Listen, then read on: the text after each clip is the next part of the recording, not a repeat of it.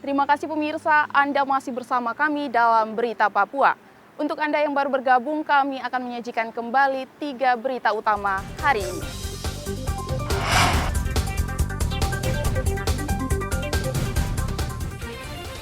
Ratusan pendukung Bupati memblokade jalan utama dan berunjuk rasa di Mapolres Mamberamo Tengah. Ratusan tenaga honorer berunjuk rasa di kantor Bupati Mimika meminta Pemkab mengangkat mereka menjadi ASN. Ratusan warga berdesakan saat menerima daging kurban di Merauke.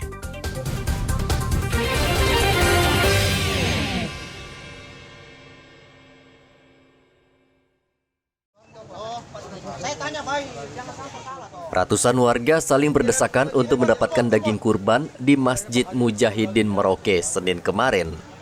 Bahkan sejumlah warga sudah datang sejak jam 8 pagi, padahal pembagian daging kurban baru dimulai pukul 1 siang.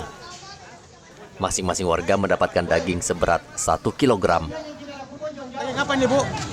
Daging apa ini? Daging kurban? Ya. Iya, senang Ibu dapatnya, Bu? Suka. Senang. Mau dimasak apa ini, Bu? Suka sekali. Oh, masak dengan keluarga, Bu ya? Iya. Pak Udin, ini Sol ya? Ya, ini dapat daging apa kurban ini? Ya, Dapat kuponnya? udah ada. Oh iya. Senang Pak Udin, senang Pak Udin? Alhamdulillah. Alhamdulillah. Mau dimasak sama keluarga Pak Udin? Sudah ada, sudah meninggal macenya. Oh, jadi masak dari dapat di rumah? Dengan anak. Dengan anak ya? Senang Pak Udin ya? Dalam perayaan Idul Kurban tahun ini, Masjid Mujahidin memotong 16 ekor sapi. Muhammad Ridwan melaporkan dari Merauke, Papua.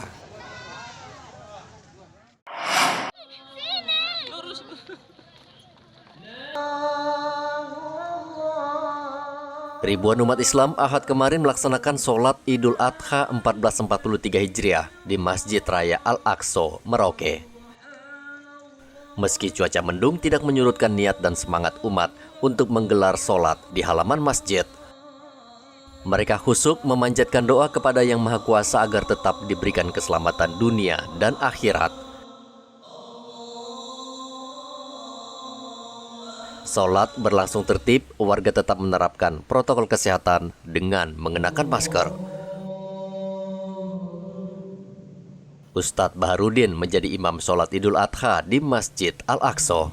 Ia mengingatkan masyarakat Merauke untuk tetap menerapkan protokol kesehatan karena pandemi belum berakhir. Muhammad Ridwan melaporkan dari Merauke, Papua.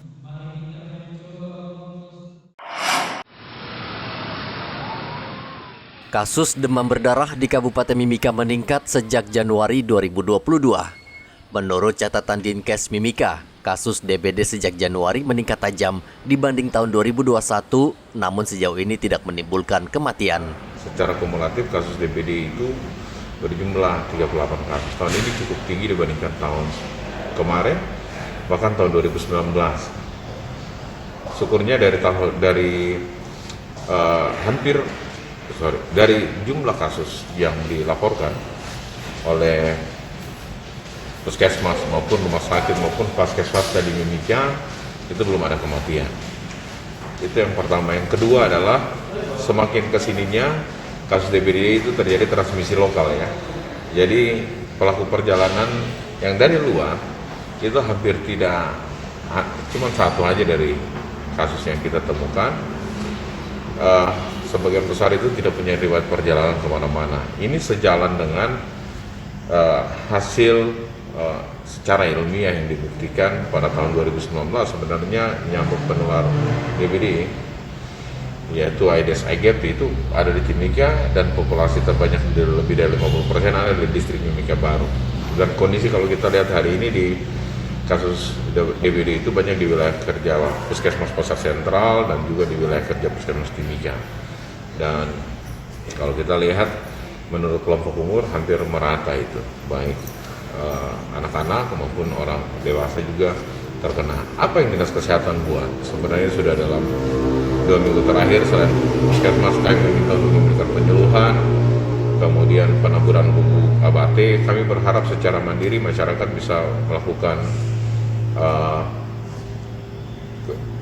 pembersihan lingkungan sekitarnya, yaitu dengan menguras, menutup, kemudian pelaksanaan 3M itu menabur bubuk abate, Puskesmas Timika, Puskesmas Wania, Puskesmas Pasar Sentral, dan Puskesmas Kota itu sudah melakukan penaburan bubuk abate. Kasus demam berdarah tertinggi tercatat di Puskesmas Pasar Sentral Timika dan Puskesmas Kuamki Baru Timika. Kasus demam berdarah ditemukan merata mulai dari anak-anak hingga orang dewasa. Dinas Kesehatan mengimbau masyarakat agar rutin membersihkan lingkungan sekitarnya dengan menerapkan 3M, menguras, menutup, dan mengubur, agar nyamuk Aedes aegypti dan Aedes albopictus pembawa DBD tidak berkembang biak. Dari Mimika, Papua, Igobat Momolen melaporkan.